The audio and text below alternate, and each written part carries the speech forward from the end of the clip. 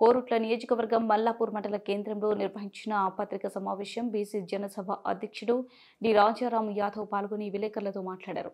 బీసీలను రాజకీయంగా అణగదొక్కే కుట్రతోనే బీసీలపై అక్రమ కేసులు, బీసీల జోలికి వస్తే ఊరుకోము, జలపతి రెడ్డి ఖబర్దార్, అక్రమ కేసులను వెంటనే ఎత్తివేయాలి, లేకపోతే చెలో మల్లాపూర్ కార్యక్రమాన్ని నిర్వహిస్తాం. రాజారాం యాదవ్ రాజకీయ కక్షతోనే బీసీ యువకుల మీద అక్రమ కేసులు బనాయిస్తున్నారని, ఇది కేవలం బీసీలను రాజకీయంగా అణగదొక్కే కుట్ర కాంగ్రెస్ పార్టీ చేస్తుందని బీసీ జనసభ అధ్యక్షుడు రాజారాం యాదవ్ విమర్శించారు. ఇవాళ కోరుట్ల నియోజకవర్గంలోని మల్లాపూర్ మండల కేంద్రంలో ఈ రోజు ఉదయం జరిగిన విలేకరుల సమావేశంలో మాట్లాడారు.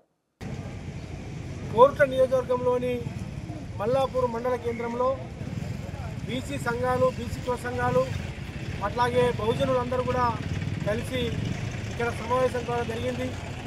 మరీ ముఖ్యంగా అధికార పార్టీకి చెందినటువంటి కాంగ్రెస్ పార్టీ నాయకులు ఎల్లాల జలపతి రెడ్డి, ఈయన ఊసరవెల్లిలాగా ఎవరు అధికారంలో ఉంటే వాళ్ళ పక్కన చేరుతాడు, ఎవరు అధికారంలో ఉంటే వాళ్ళ పక్కన చేరి ఆయన ఆధిపత్యం కోసము బలహీన వర్గాలను ఎంచుకొని బలహీన వర్గాల మధ్య, బలహీన కులాల మధ్య, ఎస్సీ ఎస్టీ బీసీల మధ్య మరి వైరాన్ని పెంచుతూ, కుట్టడలు పెంచుతూ అగ్గి రాజేసి, నిప్పి పెట్టి అగ్గి రాజేసి, కిరోసిన్ పోసి అగ్గి రాజేసి ఈయన చల్లగా మంచిగా చలికాలంగా మనము కాగినట్టుగా ఆయన మంట కాగుతూ ఉంటాడు. ఆ పద్ధతిలో మల్లాపూర్ మండల ప్రాంతంలో మరి దాదాపుగా 10 సంవత్సరాలుగా మరి ఎల్లాల జలపతి రెడ్డి గారు అనేక అకృత్యాలు ఇక్కడ కొనసాగిస్తూ ఉన్నారు.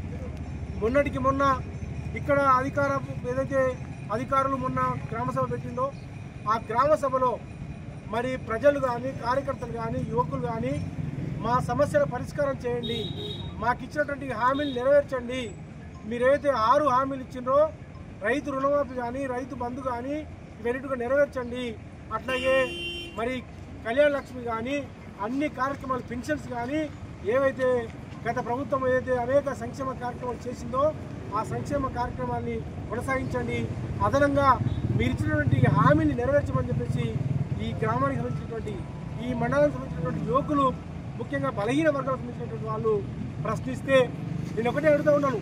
ఇలా బీసీ జనసభగా మేము ఒకటే డిమాండ్ చేస్తాము.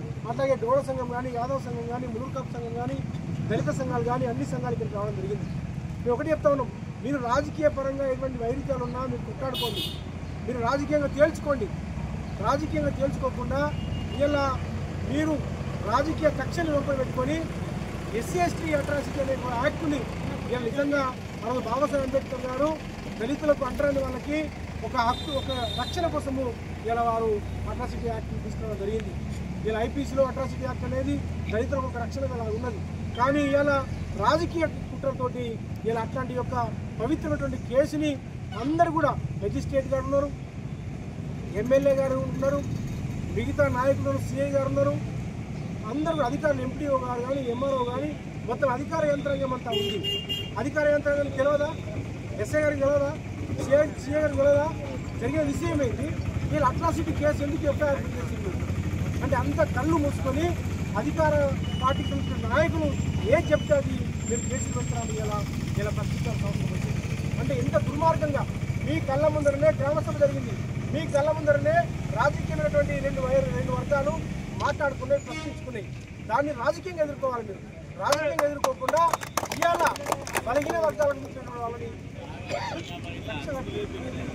టార్గెట్ చేస్తూ ముఖ్యంగా ఇద్దరు లింగస్వామి గౌడ్ గారు కానీ, ముద్దం శరత్ గౌడ్ గారు కానీ, అట్లాగే బైరి రవి యాదవ్ గారు కానీ, బైరి రాకేష్ యాదవ్ మీద ఇలా బీసీలను ఎంచుకొని, అంటే యువకులు ఏవైతే బలహీన వర్గాలు అనేక ఇబ్బందులు పడి, అనేక కష్టాలు పడి ఇలా రాజకీయంగా ముందుకు వస్తుంటే బీసీలను అణగదొక్కాలనే ఒక ఉద్దేశంతో ఇలా జలపతి రెడ్డి గారు కక్షపూరితంగా ఇలా పోలీసులకు, పోలీస్ యంత్రాంగానికి చెప్తే ఇలా కేసులు పెట్టడం అనేది ఎంత దుర్మార్గం ఒక్కసారి ఆలోచించాల్సిన అవసరం ఉంది.